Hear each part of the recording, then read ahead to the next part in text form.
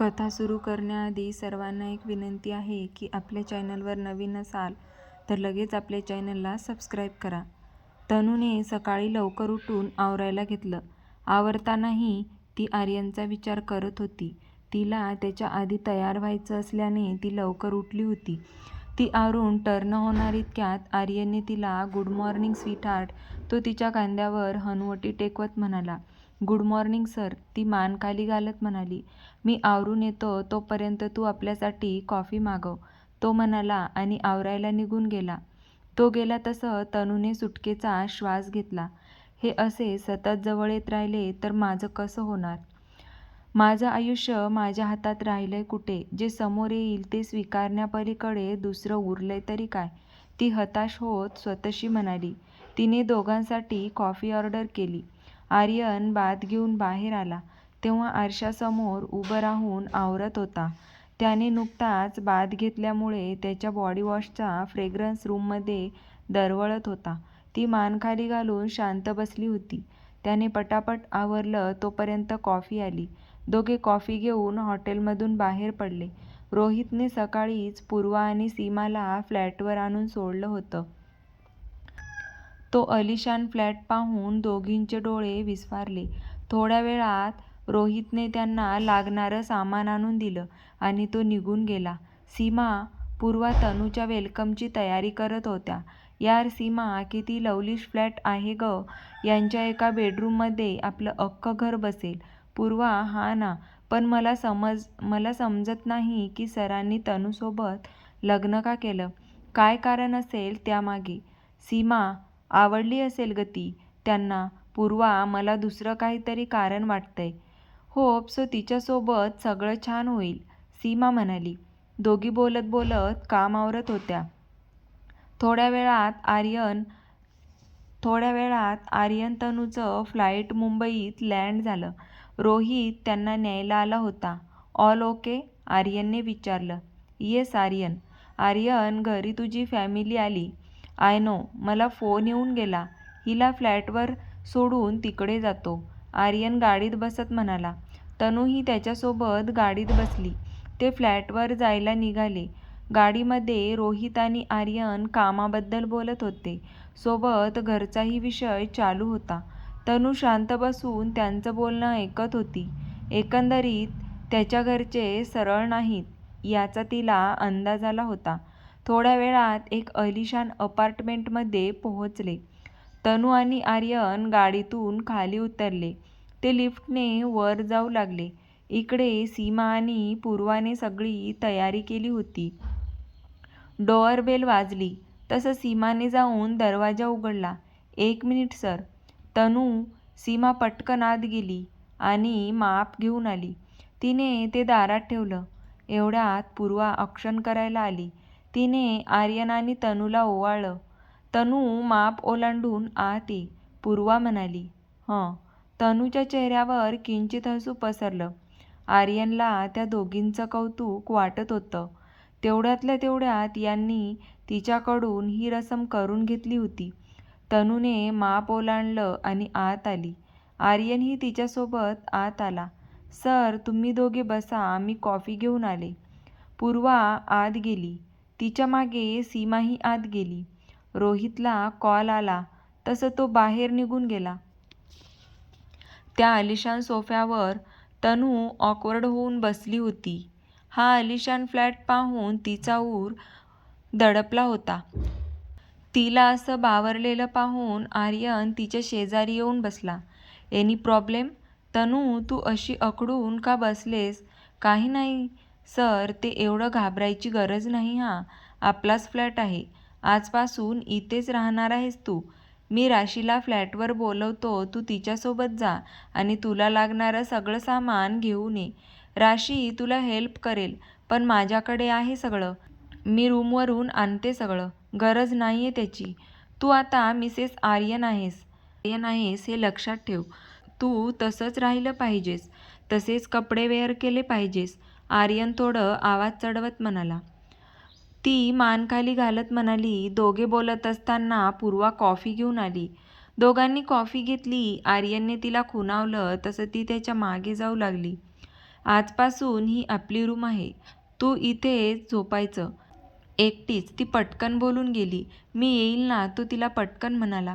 तुला सोडून जाणार नाही मी. आवडतेस तू मला म्हणून लग्न केलंय. माझ्यापासून दूर राहायचा विचारही करू नकोस. तू जेवढ्या लवकर आपलं नातं स्वीकारशील तेवढं तुला आणि मला दोघांनाही चांगलं आहे. रोज रात्री इथेच झोपायचंस तू. मी प्रयत्न करते. मला नाही वाटत आहे तसं काही प्रॉब्लेम आहे का तुला? प्रॉब्लेम नाही, पण मला एकदा बाबांना भेटायला जायची इच्छा आहे. मी जाऊ का? ती पटकन विषय बदलत म्हणाली. जा, पण लगेच परत यायचं. हो, मी फक्त भेटेल त्यांना. गुड, जाऊन ये. आजच्या दिवस तुम्ही तिघींनी सुट्टी घ्या. तू रिलॅक्स हो जरा. तुम्ही पेमेंट कट करणार नाही ना? तिने निरागसपणे विचारलं. तसं तो हसू लागला. ओ तनू, अगं तू या एम्पायरच्या मालकाची वाईफ आहेस. तुला खरंच पेमेंटची पडली आहे का? असं नाही, पण काय? काही नाही, मी फक्त, तिने मान खाली घालत म्हणाली. त्याने तिला मांडीवर बसवलं आणि तिच्याकडे एकटक पाहू लागला. मी लिगली तुझ्याशी लग्न केलंय. महिनाभरात आपण मॅरेज सर्टिफिकेट येईल. मग तर विश्वास ठेवशील ना? लग्न म्हणजे काही खेळ नाही. ओ, माझी पण काही स्वप्न होती. तुम्ही असं आता पहिल्यांदा, तिने तोंड उघडलं. सगळं ठीक झालं की आपण परत एकदा लग्न करू. हॉट से, त्याने तिचे गाल ओढत विचारलं. असं कुठे असते? आपल्याकडे असतं ना. आणि तसंही माझी वाईफ कुठे माझ्यावर प्रेम करते? ती प्रेम करायला लागली ना की मग सेकंड मॅरेजचा विचार करेल. तो तिचं नाक ओढत म्हणाला. चीटिंग आहे ही. आवडतं मला चीटिंग करायला. तुला पाहिल्यापासून नजरेत भरली होतीस तू. असं पहिल्यांदा झालंय की मी एखाद्या मुलीसोबत रूम शेअर केली नि तिला साधं टचही केलं नाही. इतक्या सुंदर मुलीला. You look fab. I am crazy for you. खूप प्रेम हवंय मला तुझ्याकडून. तुला वाटत असेल तुझ्या दिलखुलास हसण्यात इंटरेस्ट आहे, तुझ्या मदाळ नजरेत इंटरेस्ट आहे. मी जबरदस्ती जवळ घेत नाही तुला, पण तू समोर आलीस की मन माझं काबूत राहत नाही. एकदा स्वतःला निरखून पहा. हे रेखीव डाळिंबी ओठ किती ॲक्टिव्ह आहेत. ते थेट काळजावर वार करतात. मला संसार करायचाय तुझ्यासोबत. मला मिरवायला बायको नकोय. मला माझ्यासाठी पार्टनर हवी आहे. माझी पार्टनर फक्त माझी असेल. अजून काही शंका? मी इतकी खास आहे का तुमच्यासाठी? तिने थोडं भीतच विचारलं. खूप जास्त खास आहेस. तुझ्यासोबत टाईम स्पेंड करायचा मला. हे सगळं ठीक झालं की दोघे कुठेतरी बाहेर जाऊ. तो तिच्या नजरेत आरपार पाहत म्हणाला. तिची नजर त्याच्या नजरेत मिसळली. तिने पापण्यांची उघडझाप केली तसं त्याच्या काळजात धडधडलं. त्याने तिला छातीशी कवटाळलं. त्याचं मन भरून आलं होतं. खूप काही लपलं होतं त्याच्या मनात. काहीतरी टोचत होतं त्याला. व्यक्त व्हायचं होतं, पण अजून त्याच्यात आणि तनूमध्ये अजून तितकंच नातं निर्माण झालं नव्हतं. त्याच्या अशा अचानक जवळ घेण्याने ती थोडी गडबडली. पण का कुणास ठाऊक त्याचा आता स्पर्श तिला खूप प्युअर वाटत होता. मोबाईलची रिंग वाजली तसा तो भानावर आला. घरून कॉल होता. त्याने कॉल रिसीव्ह केला. मी अर्ध्या तासात घरी येतोय एवढं बोलून त्याने लगेच कॉल कट केला. त्याचा चेहरा निर्विकार झाला होता. निघतो मी, लेट होतोय. आज रिलॅक्स हो. तुम्ही आज जमलं तर येईन रात्री. त्याने तिच्या कपाळावर ओठ टेकवले आणि तो निघून गेला. आर्यन तनूचा निरोप घेऊन घरी जायला निघाला. घरी मॉम, डॅड, अलिशा, आजी आणि समायरा त्याचीच वाट पाहत होते. आर्यनने घरात पाऊल टाकलं तसं सगळे त्याच्याकडे रागाने पाहू लागले. होतास कुठे तू? सकाळी आल्या आल्या घरी यायचं सोडून कुठे गेलास? डॅड, त्याच्याशी तुम्हाला काय मतलब? तो बेफिकीरपणे म्हणाला. तुझी वहिनी घरात एकटीच आहे. नुकतीच ती आजारातून उठले. त्याबद्दल काहीच वाटत नाही तुला? सर्वेश असता तर? डॅड, तो असता तर त्यालाही तिच्याबद्दल काहीही वाटलं नसतं. आणि महत्त्वाचं म्हणजे ती माझी जबाबदारी नाहीये. विनाकारण माझ्यावर डाफरू नका. मला ऑफिसला जायला उशीर होतोय. मी फ्रेश व्हायला जातो. आर्यन त्याच्या रूमकडे जायला निघाला. आर्यन, हे चूक आहे. इतकं बेफिकीर कुणी कसं काय असू शकतं? डॅड म्हणाले. कुणाचं माहीत नाही, पण मी आहे. माझ्याकडून कुठलीही अपेक्षा ठेवू नका. आर्यन, लग्नाचं काय? निदान तू लग्न तरी करून घे. चांगली मुलगी आहे, तुला सुखात ठेवेल. मॉम, मला वाटतं यावर आपलं बोलणं झालंय. मला लग्न करायचं नाही. आर्यन त्याच्या रूममध्ये निघून गेला. काय करू मी या मुलाचं? आधी नीट बोलायचा तरी. गेले 1.5-2 वर्ष असा का वागतोय कळत नाही. डॅड, डॅड, तुम्हाला माहिती आहे ना ब्रो कसा आहे ते? का विनाकारण त्याच्या मागे लागता? अलिशा म्हणाली. ते तुला कळणार नाही अलिशा, लहान आहेस तू, अरविंद म्हणाले. अरे पण किती वर्ष हा असाच राहणार आहे? आरुषी म्हणाल्या. ते त्यालाच माहीत, अरविंद खांदे उडवत म्हणाला आणि ऑफिसला निघून गेले. आर्यनने रूममध्ये आल्या आल्या स्वतःला बेडवर झोकून दिलं. त्याच्या नजरेसमोर तनूचा चेहरा आला तसं त्याच्या ओठावर हसू फुललं. तनू, कधी येणार तू इथे? जोपर्यंत सगळं ठीक होत नाही तोपर्यंत तरी तुला आणण्यात काही अर्थ नाही. पण खरं सांगू, आय मिस यू जान. I really like you. लग्न झाल्यापासून किती बावरलेस. तू जरा माझ्यावर चिडचिड कमी करायला लागलेस. आर्यन स्वतःशी विचार करत होता. इतक्यात त्याच्यासमोर रूम डोअरवर नॉक झालं. येस, आर्यन उठत म्हणाला. दादू. आलिशा ओरडत आत आली. हे जान, कशी आहेस? आर्यन तिला म्हणाला. मी मस्त. खाली किती रागवला होतास. वहिनीची काळजी वाटते म्हणून डॅड बोलले तुला. अलिशा त्याला समजावत म्हणाली. तिची काळजी वाटते तर 4 नोकर एक्स्ट्रा ठेवा. मी कशाला हवा आहे? आर्यन बेफिकीरपणे म्हणाला. अरे पण अलिशा, मला तो विषय बिलकुल नकोय. अलिशा, चल, मला ऑफिसला निघायचं, आवरतो मी. आर्यन फ्रेश व्हायला निघून गेला. फ्रेश होऊन चेंज करून तो ऑफिसला निघून गेला. इकडे फ्लॅटवर त्या तिघी शांत बसून होत्या. तिघींना काय बोलावं सुचत नव्हतं. तनू, तू ठीक आहेस ना? यार, मला तुझी काळजी वाटते, पूर्वा म्हणाली. मला पण ग.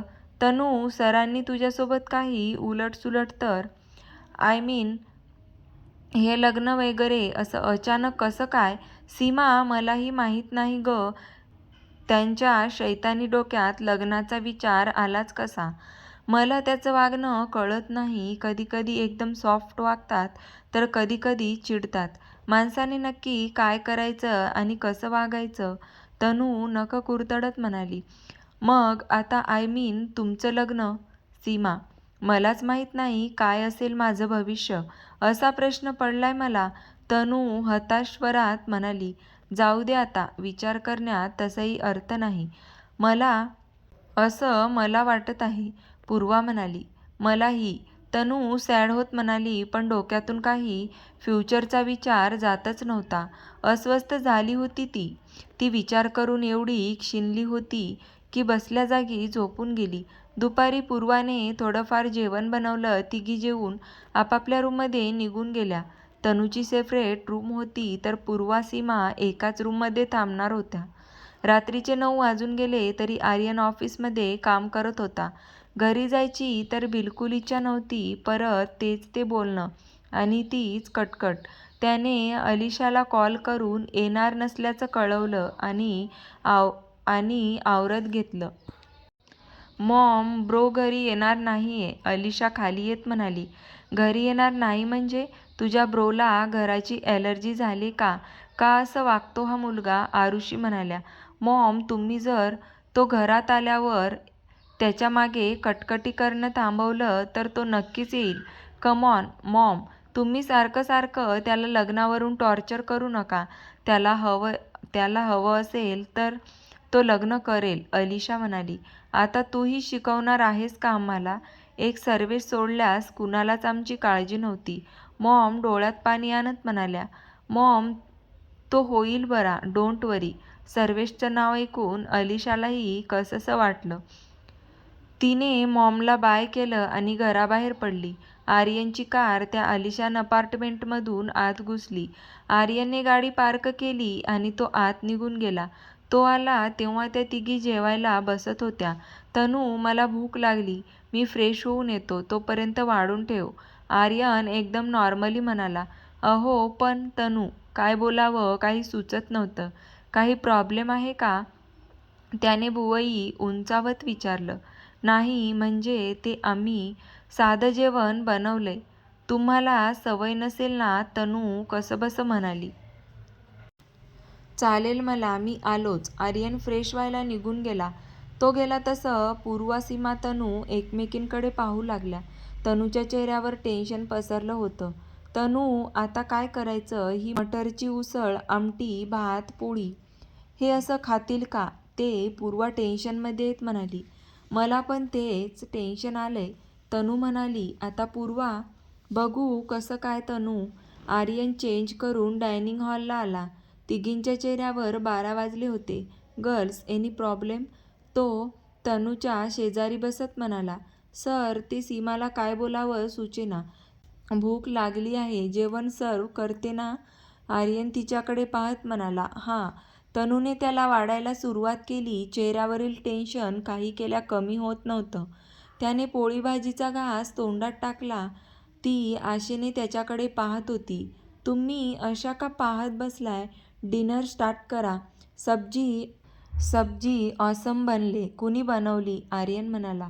सर, तनूने बनवली. पूर्वा पटकन बोलून गेली. गुड. चला, लेट झालंय. जेवून रेस्ट करा. उद्यापासून ऑफिसला कंपल्सरी यायचं. आर्यन शांतपणे म्हणाला. हो सर, पूर्वा सीमा म्हणाल्या. तिघींनी जेवण स्टार्ट केलं. आर्यनही जेवत होता. आयुष्यात पहिल्यांदा तो इतकं सिंपल पण टेस्टी जेवण जेवत होता. जेवून तो रूममध्ये निघून गेला. या तिघींनी सगळी आवराआवर केली आणि रूममध्ये गेल्या.